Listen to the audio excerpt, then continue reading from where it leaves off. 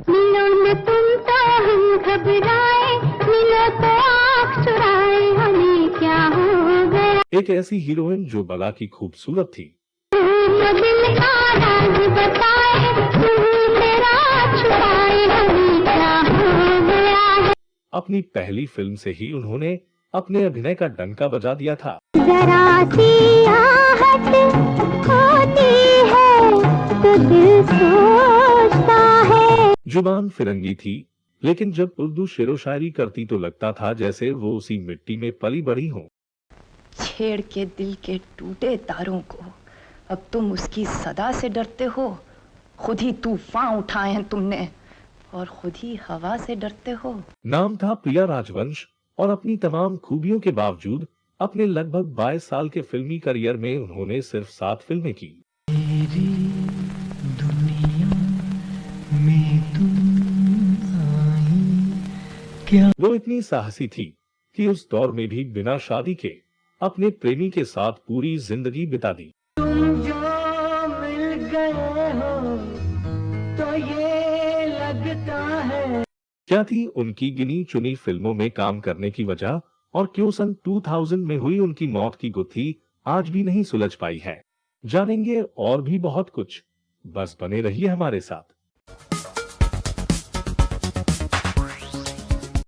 नमस्कार, आप देख रहे हैं ड्रामा सीरीज इंडियन और मैं हूं अभिषेक आनंद। सजती है यूं ही महफिल। प्रिया राजवंश को उनकी फिल्मों के लिए वर्षों तक याद रखा जाएगा।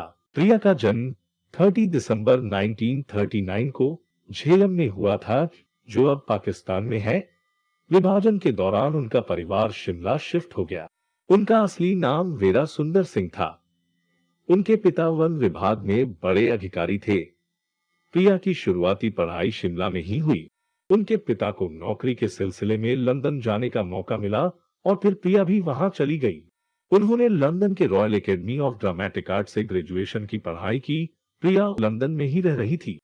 22 साल की उम्र में एक नाटक करने के दौरान एक फोटोग्राफर ने उनकी फोटो खींची और वह फोटो किसी तरह देव आनंद के भाई और निर्देशक चेतन आनंद के पास पहुंची।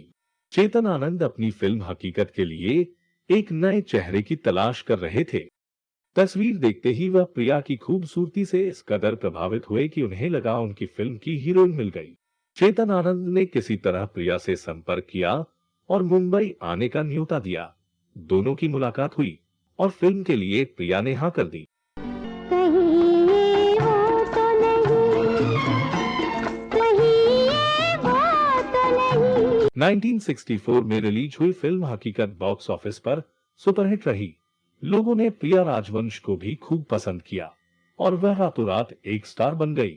खबरों की माने तो फिल्म की शूटिंग के दौरान चेतन और प्रिया के बीच नजदीकियां बढ़नी शुरू हो गई थी। चेतन पहले से शादीशुदा थे, लेकिन उनके रिश्ते पत्नी उमा चटर्जी के साथ अच्छे नहीं थे। दोनों अलग रह रहे थे। चेतन के दोनों बेटे केतन और विवेक भी अपनी मां के साथ रहते थे।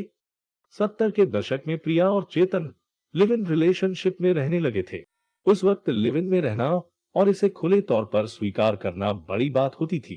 फिल्म इंडस्ट्री में धीरे धीरे लोगों को उनके रिश्ते के बारे में पता चलने लगा। दोनों अक्सर पार्टियों और अन्य कार्यक्रम में साथ ही जाते थे, जिसकी वजह से इंडस्ट्री के लोग उन्हें पति पत्नी की तरह देखने लगे थे। 1970 में रिलीज हुई फिल्म हीर रांझा ने प्रिया को बॉलीवुड में उस ऊंचाई पर खड़ा कर दिया जहां उन दिनों इंडस्ट्री की टॉप की हीरोइनें थीं।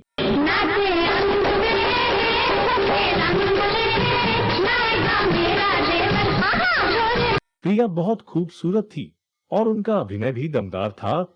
इसके बावजूद वह सिर्फ 7 फिल्मों में नजर आई। इसकी वजह यह थी कि चेतन आनंद ने उन्हें बाहर की किसी फिल्म में काम करने नहीं दिया। वो भी अपने प्यार के प्रति इतनी कमिटेड थी कि उन्होंने चेतन के सिवाय किसी और बैनर के साथ काम नहीं किया।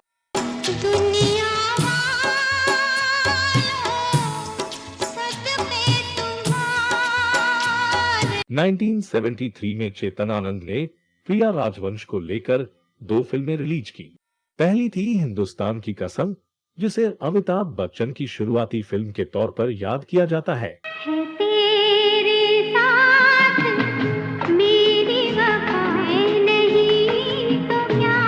इसी साल आई उनकी दूसरी फिल्म थी हस्ते जख्म।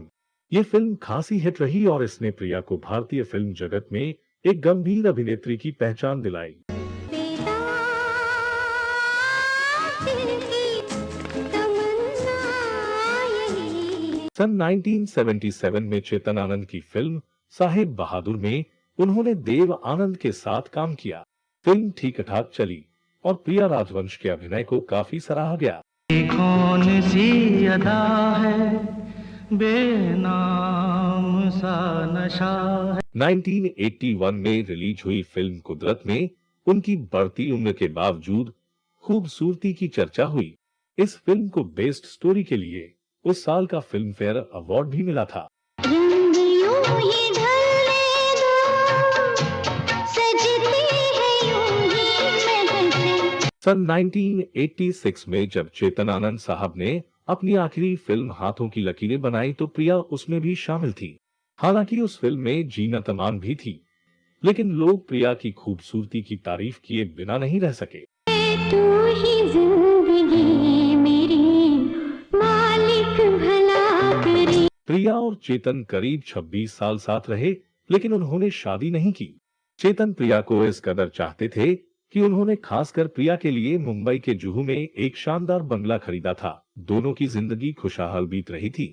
मामला तब बिगड़ा जब चेतन ने अपने जीते जी वसीयत लिखी और उसमें अपने दोनों बेटों के साथ प्रिया राजवंश को भी हिस्सा दे दिया। साथ ही चेतन ने जो बंगला खरीदा था वह काफी बड़ा बंगला था। उसमें एक हिस्सा उनके दोनों बेटों का था और एक हिस्सा प्रिया राजवंश के नाम किया। बताया जाता है कि चेतन के दोनों बेटे वसीयत में प्रिया की भागीदारी से खासे नाराज हुए। इस बात को लेकर घर में बहुत हंगामा भी हुआ। उन्हें लगता था कि प्रिया उनके परिवार का हिस्सा नहीं है और ऐसे में वसीयत में उन्हें हिस्सा नहीं देना चाहिए था। प्रिया राजवंश के लिए मुसीबत तब शुरू हो गई जब चेतन आनंद की मौत हो गई। 6 जुलाई 1997 को बीमारी की वजह से चेतन आनंद की मौत हुई थी। दर्दों की दुनिया में मुश्किल है जीना। प्रिया ने भले ही चेतन से शादी नहीं की थी, लेकिन वह चेतन की पत्नी की तरह थी। चेतन भी उनका सारा खर्चा उठाते थे, लेकिन उनके निधन के बाद उनके दोनों बेटे प्रिया को परेशान करने लगे। वह चाहते थे कि प्रिया किसी तरह उस बंगले को खाली कर दे जिसकी कीमत धीरे धीरे करोड़ों में पहुंच चुकी थी। लेकिन जब हीरोइन ने घर नहीं छोड़ा तो ऐसे में दोनों को ये समझ आया कि उस बंगले पर तब तक कब्जा नहीं कर सकते जब तक प्रिया राजवंश की मौत नहीं हो जाती। इस बीच एक खबर ये भी आई कि प्रिया उस बंगले का अपना हिस्सा बेचना चाहती है। चेतन आनंद के उस बंगले में नौकर अशोक चिन्नास्वामी और नौकरानी माला चौधरी रहते थे। पिता की मौत के बाद उन दोनों का खर्चा दोनों बेटे केतन और विवेक ही उठाते, इसलिए वो चेतन के बेटों के करीब भी थे। पुलिस के मुताबिक चेतन आनंद के दोनों बेटों ने प्रिया की हत्या की साजिश रच डाली। नौकरों को पैसे का लालच दिया। नौकर नौकरानी मान गए और गला घोंटकर मारने का प्लान बनाया गया। 26 मार्च 2000 की रात को माला चौधरी ने चाय में कुछ नशीली चीज मिलाकर प्रिया को दे दी। प्रिया जब बेहोशी की हालत में थी तब अशोक चिन्नास्वामी ने उनका गला घोंट दिया। इसी बीच माला चौधरी को लगा कि प्रिया जिंदा है। तब वह बाथरूम में गई और कपड़े धोने वाला पटा लाकर उससे सिर पर जोर से 2-3 बार मारा। इसके बाद प्रिया की मौत हो गई। 27 मार्च की सुबह पड़ोसियों को पता चला कि प्रिया की मौत हो गई। किसी ने पुलिस में शिकायत कर दी तो मामला दर्ज हो गया। पोस्टमार्टम रिपोर्ट से खुलासा हुआ कि प्रिया राजवंश को गला घोंटकर मारा गया था। पहले तो चेतन आनंद के दोनों बेटे नौकरों पर इल्जाम लगाते रहे, लेकिन जब पुलिस ने कड़ाई से पूछताछ की तब वह टूट गए। पुलिस ने चेतन के दोनों बेटों और नौकर नौकरानी को गिरफ्तार कर लिया। 2 साल चले मुकदमे के बाद सन 2002 में लोअर कोर्ट से चारों को उम्र कैद की सजा भी हुई, लेकिन वर्ष 2011 में वो सब हाई कोर्ट से जमानत पर रिहा कर दिए गए। फिलहाल ये मामला दोबारा चल रहा है और अब आरोपियों के मुताबिक प्रिया राजवंश की मौत बाथरूम में पैर फिसलकर गिरने से हुई थी। ये गुत्थी कब सुलझेगी और उन्हें इंसाफ मिल पाएगा भी या नहीं, ये अब तक एक पहेली है। मेरे लिए ना अश्क बहा मैं नहीं तो क्या। ये वीडियो आपको कैसा लगा हमें कमेंट बॉक्स में जरूर बताइएगा। अगर आपके पास प्रिया राजवंश और उनकी मौत से जुड़ी कुछ और जानकारी हो तो वह भी हमसे शेयर कीजिएगा। अब दीजिए अपने होस्ट और दोस्त अभिषेक आनंद को इजाजत। नमस्कार।